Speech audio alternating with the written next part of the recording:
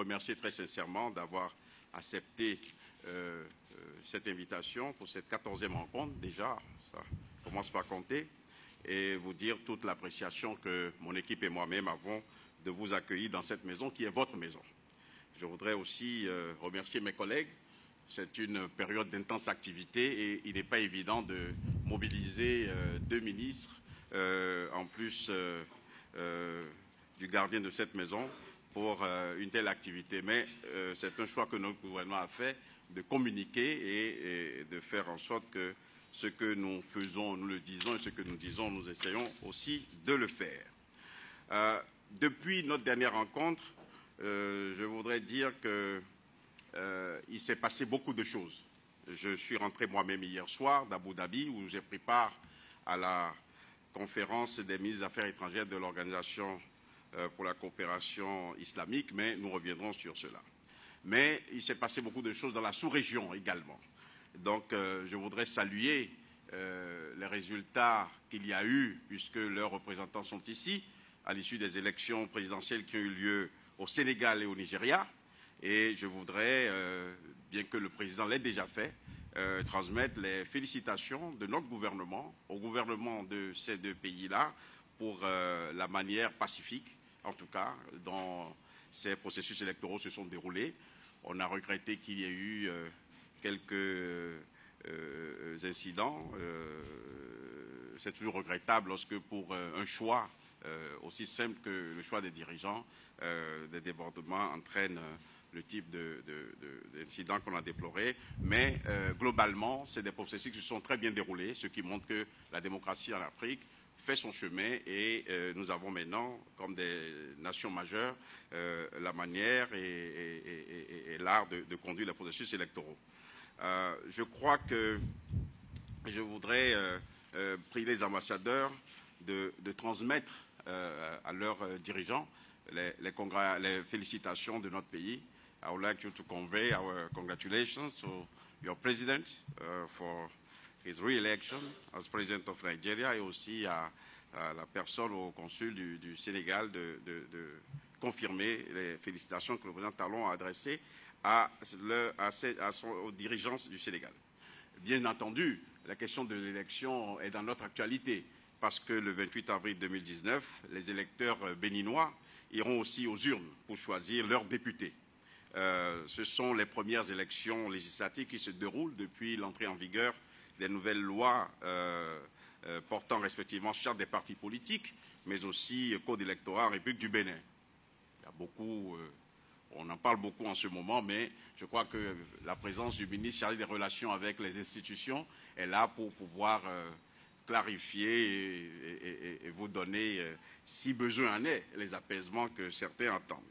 Je pense qu'il s'agit d'un test de grandeur nature pour voir que ces lois peuvent effectivement nous permettre de tirer les enseignements de la réforme du système partisan qui a été opérée dans notre pays.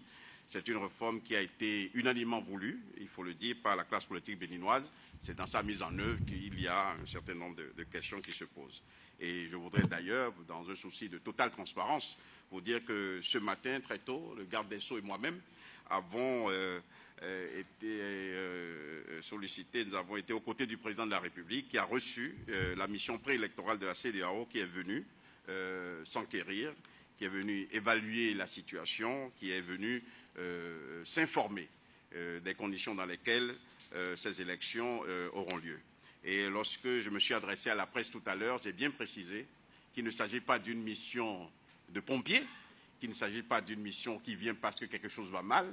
C'est une tradition à la CEDEAO, depuis que nous reformons notre organisation communautaire, d'amener le département en charge de ces questions-là à se rendre dans les pays qui s'engagent dans les processus électoraux pour se rendre compte, pour s'informer, c'est la formule, pour s'informer de la manière dont ces élections sont préparées.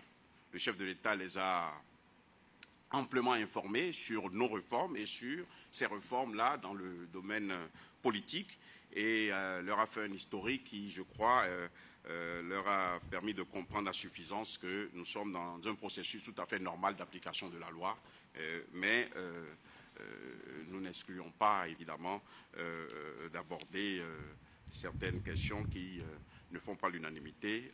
Nous sommes dans une démocratie qui n'a pas peur des débats.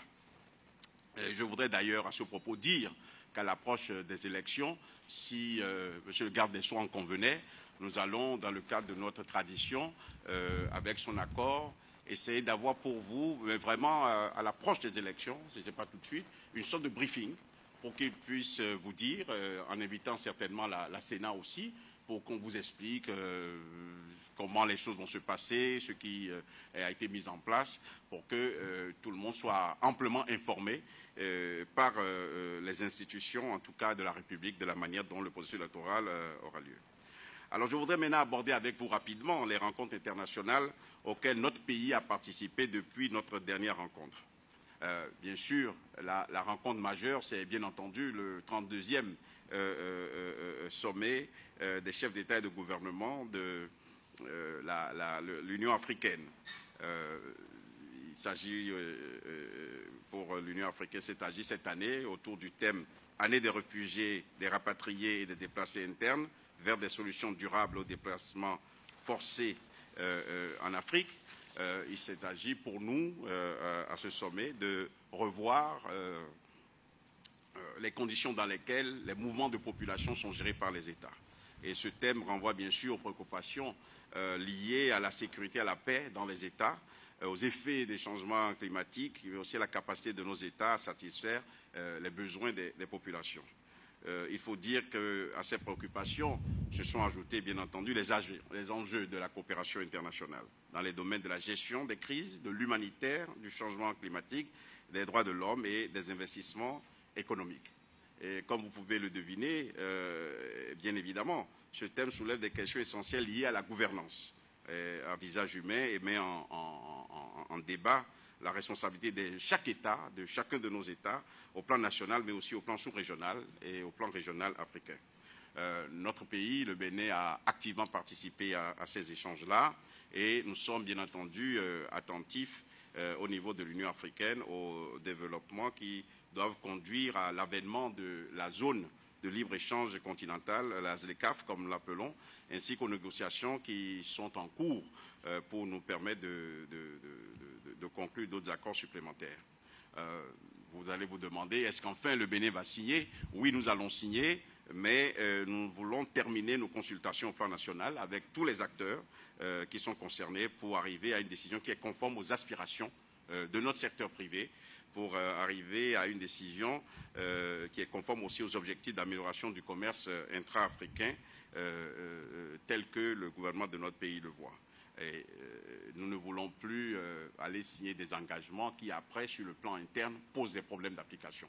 C'est pour cela que nous avons choisi une démarche qui est plus pédagogique, échanger avec notre secteur privé, échanger avec la classe politique, pour que, lorsque nous apposerons notre signature sur ce document, tout le monde soit informé. Donc, je peux vous annoncer que le Bénin signera cette convention, mais nous sommes dans un processus encore d'échange, de consultation. Au plan interne, je dirais que c'est beaucoup plus un processus d'information, ces démarches. Vous savez, de toute façon, dans les 3 protocoles qui sont en cours, celui qui est lié à la circulation des personnes, nous sommes en avance, puisque ce pays a décidé, depuis le mois d'août 2016, d'abolir le visa pour les Africains. Donc, la question de circulation des personnes ne se pose pas. À ce sommet, je voudrais dire que ce que j'ai retenu et qui est important pour nous, c'est que le sommet a adopté le traité qui est relatif à la création de l'Agence africaine du médicament. Cela doit vous parler parce que ce n'est pas un euphémisme que de dire que le président du Bénin, le président Patrice Talon, est passé champion sur cette question sur le continent. C'est l'un des présidents, ou c'est le président qui a eu le courage de toucher à cette bulle-là, de crever cette bulle-là, de circulation ou de vente de médicaments illicites, de médicaments non homologués ou de médicaments sous-dosés qui sont mis sur les marchés. Donc, il a pris des mesures très courageuses, des mesures radicales, et la justice a fait son travail et nous sommes en ce moment dans un processus qui permet non seulement la traçabilité des produits qui rentrent chez nous, mais nous nous allions sur les standards internationaux que la plupart de vos pays ou la plupart de vos organisations régionales, je pense par exemple à l'Union européenne, utilisent pour non seulement la production, la circulation des médicaments et aussi leur conservation. Donc je pense que l'adoption du traité sur la création de l'Agence africaine du médicament, c'est un pas important pour assainir, parce qu'il s'agit d'assainissement, le marché du médicament en Afrique et pour permettre à nos populations de disposer de médicaments de meilleure qualité, pour permettre à nos formations sanitaires d'administrer des soins qui soient des soins de qualité. Bien entendu, le Bénin a marqué son accord pour la signature de ce traité-là et nous souhaitons qu'il devienne opérationnel très rapidement. Ce n'est pas sur le ton de la confidence que je ne vous dirai pas que nous essayerons aussi d'être présents dans les mécanismes de gestion de cette agence-là parce que nous avons l'expérience et nous avons le droit de parler dans ce domaine-là. La deuxième réunion importante que je voudrais vous signaler, c'est celle qui a eu lieu le 25 février dernier. C'est la première conférence des chefs d'État et de gouvernement de la Commission climat pour la région du Sahel. Elle a eu lieu à Niamey et elle a adopté, bien entendu, un plan très ambitieux d'investissement climatique sur la période 2019-2030 ainsi qu'un programme régional prioritaire pour la période 2020-2025 pour lutter contre le changement climatique dans la région du Sahel et pour créer les conditions d'une résilience des écosystèmes sahéliens et des populations qui vivent dans cette région.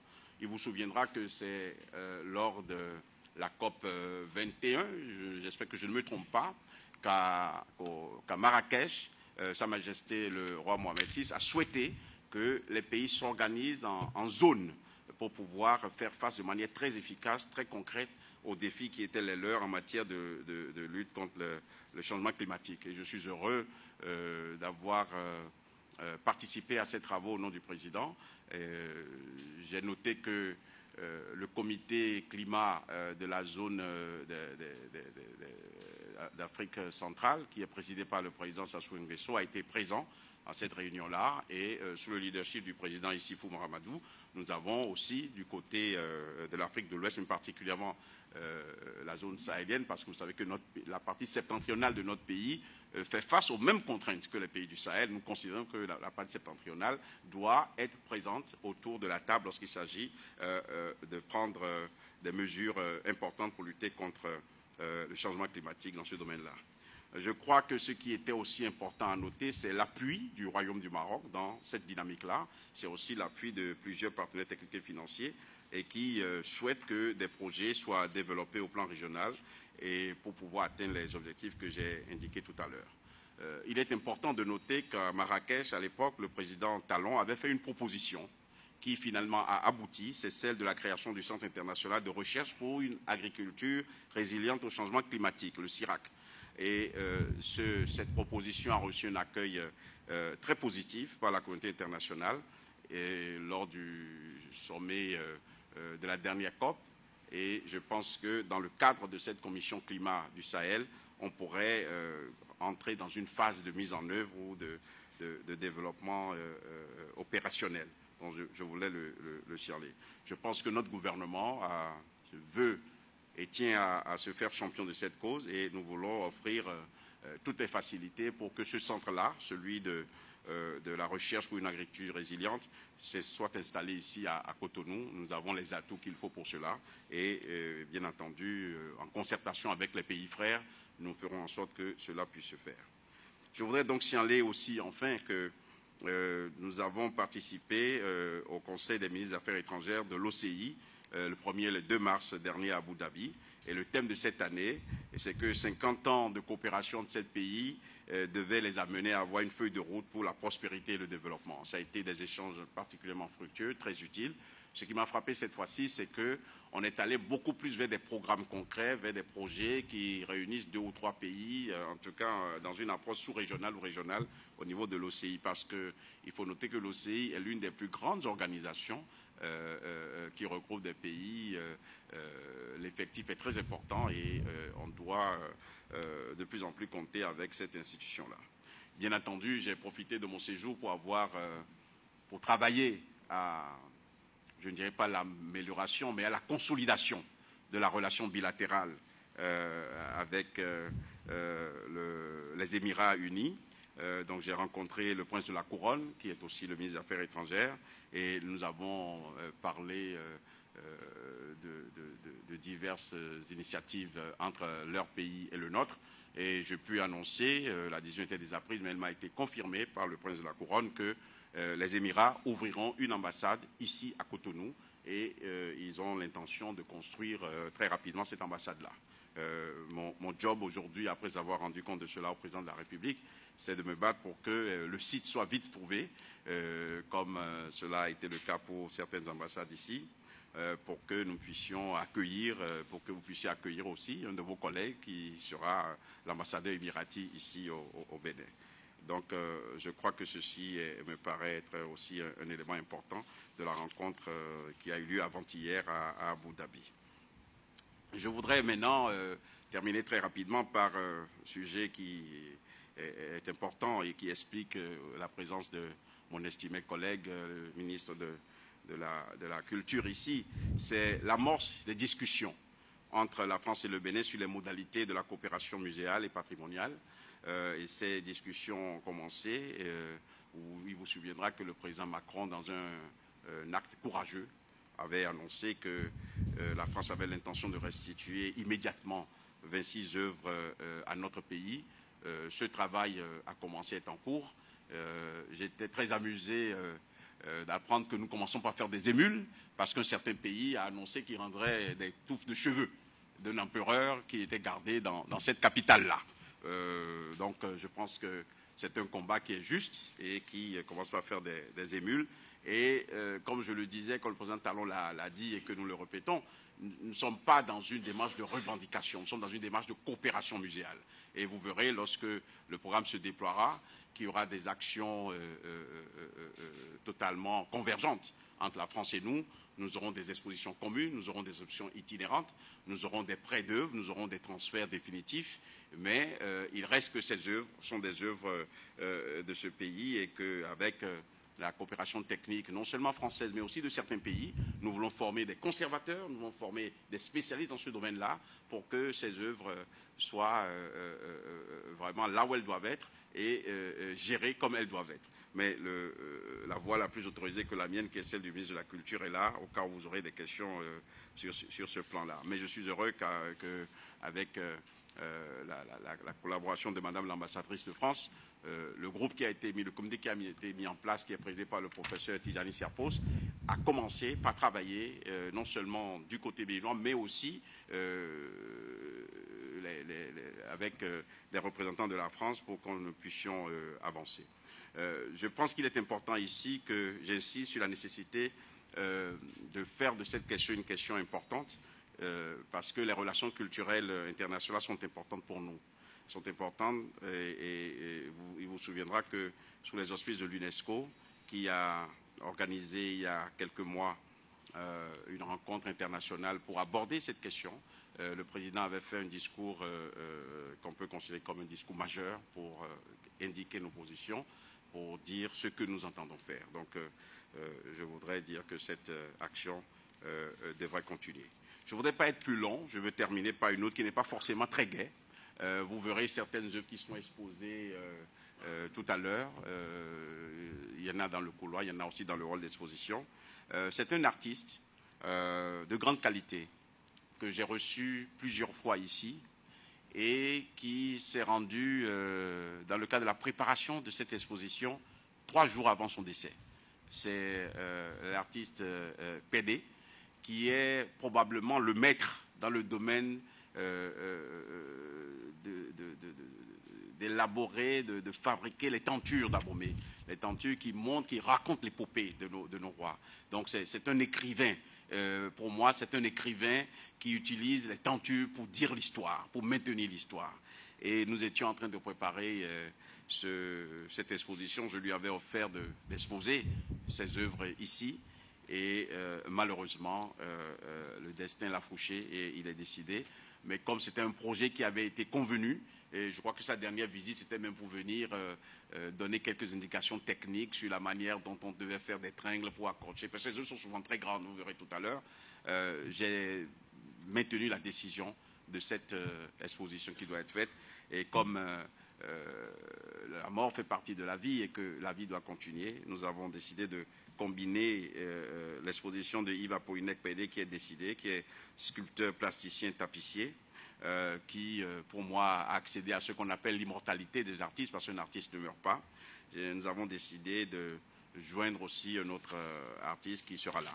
Mais on ne peut pas rendre hommage à Yves Apollinaire-Pédé si on ne fait pas aussi mention de notre ambassadeur. Parce que pour moi, je dis souvent aux ambassadeurs qui sont les diplomates qu'il y a des gens qui font mieux que moi et mieux que le travail du rayonnement de notre pays. Ce sont les artistes. Et vous savez, moi, je ne déplacerai pas des foules quand je me rendrai dans un music hall. Mais si Stan Toron est annoncé dans un music hall, il y aura des foules. Donc c'est un grand ambassadeur. Malheureusement, Stan Toron, qui a créé un rythme qu'il appelait le Cheng System, c'est un de nos grands ambassadeurs, un grand ambassadeur de la musique de chez nous et de notre culture. Il s'en est aussi allé le 26 février dernier. Et je dis souvent que les artistes ne meurent pas, ils rentrent dans une certaine immortalité. Donc je voudrais conclure cela en vous demandant de bien vouloir observer pour Apollinaire-Pédé et pour Stan Toron une minute de silence. Et sur ce plan-là, je vais conclure mon propos.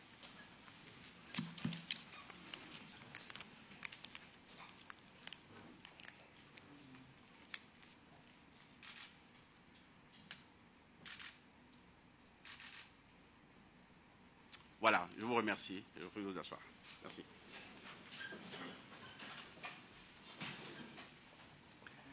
Merci beaucoup à vous, monsieur.